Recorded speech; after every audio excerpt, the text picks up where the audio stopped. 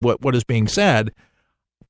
To me, if you cannot directly say that they were the ones responsible for that with the electoral college and brainwashing people, the media already was tearing down Trump in any way that they possibly could do that.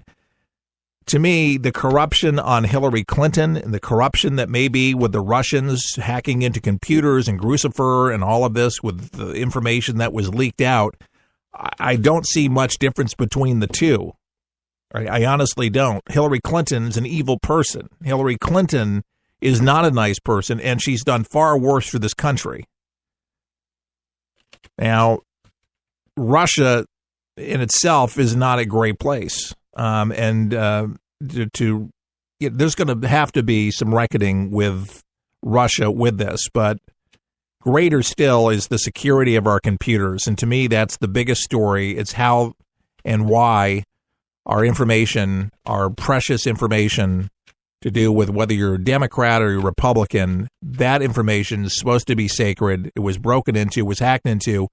And mainly because, from what intelligence shows, is because these things were wireless. They were very hack-proof. These wireless devices, they were easily accessible, easily gotten into. And as long as we make it, it's not just Russia. Every other country will be easily able to get into our computers and be able to manipulate things and to make adjustments as they will, or basically just call into question the whole democratic process. And basically that's why these meetings are taking place, because it does question legitimacy. It questions their involvement in business, et cetera, et cetera. Why would Putin want Trump to be in there? That's been the big mystery, as if Trump was going to be more softball on Russia. And then Clinton was going to be more stern and strict, and she was going to roll in and make things tougher on Putin because the reset didn't work during Obama and that he was so tough on them. They still went into Crimea. They didn't do anything. They slapped a few sanctions on them, and still doesn't seem like it's really affected them much. I don't know. It angers me and frustrates me. And this is, again, there's corruption everywhere, folks. There's corruption in Washington. The corruption exists everywhere, unfortunately, and draining the swamp is so important. And part of that is going to be the American people to be instrumental right now in being able to sift through what's being heard right now, because there's a lot of information that's being disseminated. It's quickly, real time. And who's telling the truth is the big thing. Certainly Hillary Clinton wasn't telling the truth. We know that. Donald Trump, a businessman running his business, and as a businessman, whether he had dealings in Russia or not, he wasn't building buildings there. I'm sure he traveled, and his diplomats, Tillerson, was there, and several other cabinet members, but to be in bed with them, to made a deal or paid some money and said, look, if you hack into the DNC, release the information, you find somebody, we'll go easy on the sanctions, and we'll have some really good deals for you, and we'll go easy on you and look the other way, because that's what it sounds like. I mean, is it me that's just getting this, or is that exactly? It's like, wow, staggering. It's a lot of stuff to go through. Admiral is going excuse me, Rogers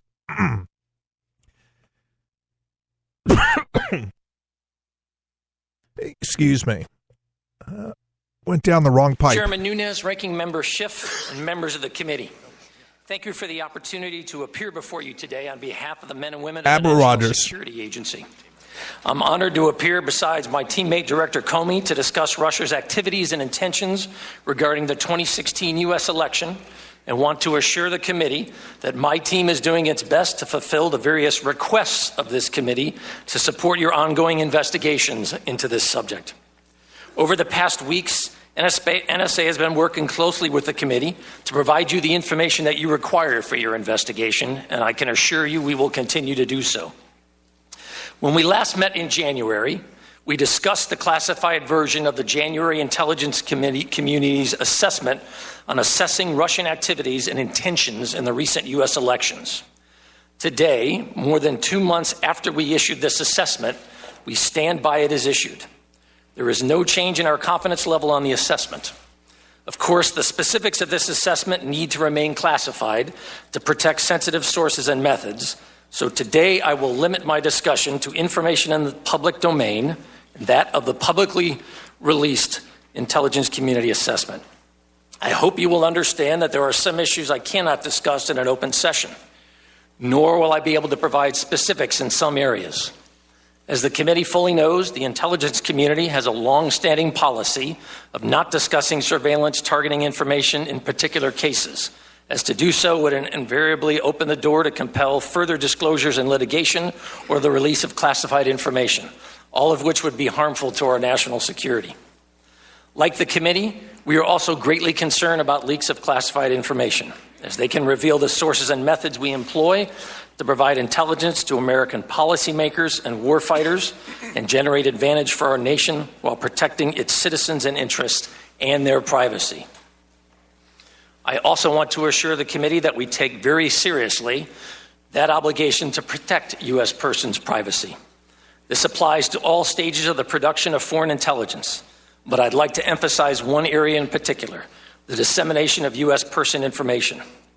We at NSA have strict procedures in place to make sure that our reporting and the contents of our reporting are disseminated only to those that have strict need to know for valid purposes, which primarily means in support of the development of foreign policy and to protect national security.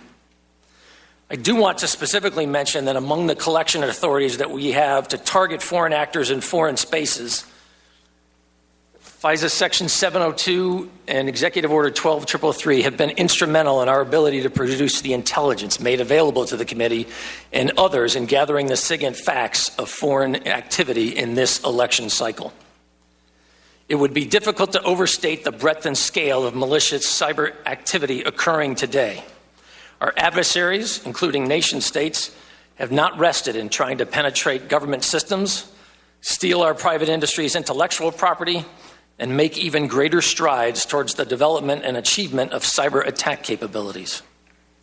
We have a hardworking and dedicated team at NSA that works every day to generate insights on this activity and to thwart its effectiveness. But cyber defense is a team sport, and one of NSA's strongest partners in this effort is Director Comey's team at the FBI. And I'm glad to be able to describe here today how we are working together to help protect the nation and our allies, to include providing a better understanding of Russian intentions and capabilities. In light of the IC assessment and findings, I welcome your investigation into overall Russian activities targeting the previous U.S. elections. NSA continues to employ rigorous analytic standards, applying them in every aspect of our intelligence reporting. Our analysts have consistently proven to be reliable and thorough in their technical and analytic efforts in providing our policymakers and warfighters with SIGINT ammunition to make informed decisions to protect our nation's freedom and ensure the safety of its citizens.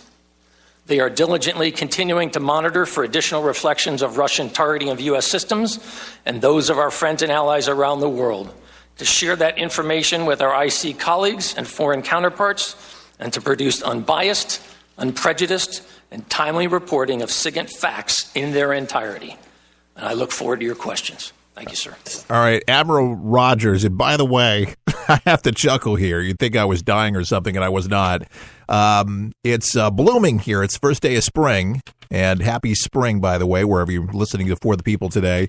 But usually I'm running my mouth and not running large sound bites. I mean, this is like large speeches given today. And as you know, the House Intelligence Committe is hearing all this information about all the allegations and such about Russian collusion. And, you know, is it that they've done this? Well, apparently they've done something.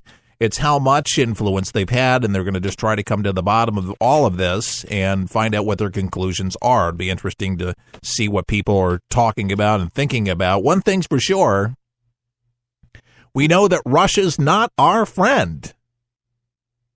And by the way, a little tip for you today on For the People. if you ever decide to go on the air during a break, do not eat peanuts. Or drink a lot of water before you go back on the air. That was a first. And I got to say, wow, that's not a demo tape that you'd send out to another network or something like that if you were going to go ahead and try to get a gig somewhere. Anyway, that was quite interesting. That's a first. I can't remember ever that happening, but man, there's a first for everything. But that's what I chalk it up to today, allergies and then eating peanuts. It's kind of funny. You have to kind of laugh at it. So, there's no edits. You can't take this stuff back. And then for the stations that actually carry us on delay, we could go in. Yeah, we could go in and we could chop that out. But why? It's kind of funny because then you hear the conclusion because it's like a cliffhanger. Did he die? Does he come back on the air? I don't know. Come on, you got to laugh at it here. Director Comey comes back in and a little information here. And then we'll come back in and close her up. Here Mr. Chairman, Ranking Member Schiff, members of the committee, thank you for including me in today's hearing. I'm honored to be here representing the people of the FBI. I hope we have shown you through our actions and our words how much we at the FBI value your oversight of our work and how much we respect your responsibility to investigate those things that are important to the American people. Thank you for showing that both are being taken very seriously.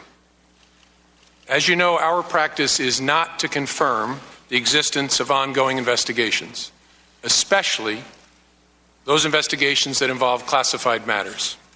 But in unusual circumstances, where it is in the public interest, it may be appropriate to do so, as Justice Department policies recognize. This is one of those circumstances.